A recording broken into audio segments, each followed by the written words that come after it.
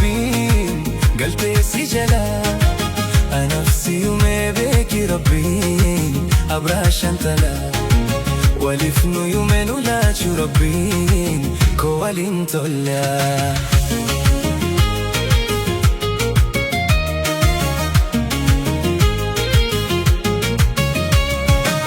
Yataanin barbaada guyyuu batachuu halkuu yaada siida garaa gagalchuu hirriba dhabuun koo jalaalatachuu ni beeyta samaana dhabde dirmachuu.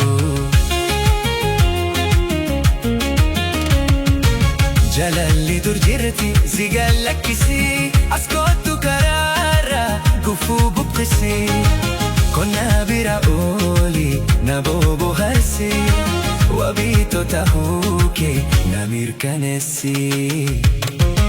Koyaame tasaafii alaana lisiifi olteen bulinarra dirmaatu dafii.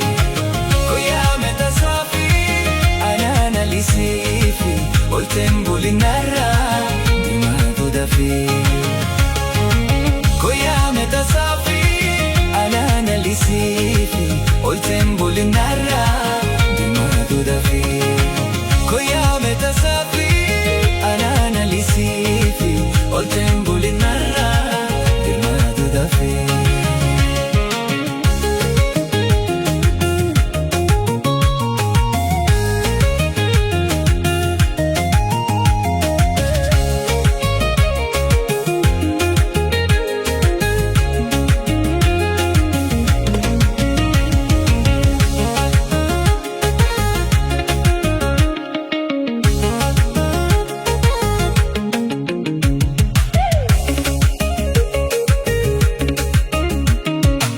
Daraara birraa ililli qala daraarte lubbuu qaroo jalala guyyaa wal bareerraa qalbiin galteessi jala anafsi yume beeki rabbiin abraashan tala waliif nu yume nu laachuu rabbiin koo waliin tola.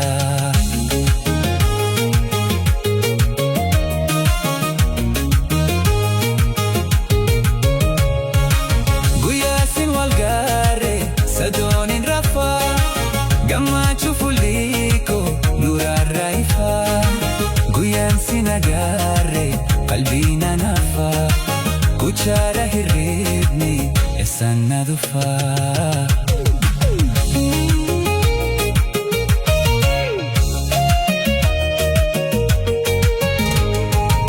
Maraatu jalaala sinin mudadee na oolchi lubbuu sittin yaade jalalti akkamiin hin qabdu gafii du'us ni shanooyta na laali dhufii. Koyaame tasaafii alaana lisiifi olteen bulinarra dirmaatu dafii. Koyaame tasaafii alaana lisiifi olteen bulinarra dirmaatu dafii.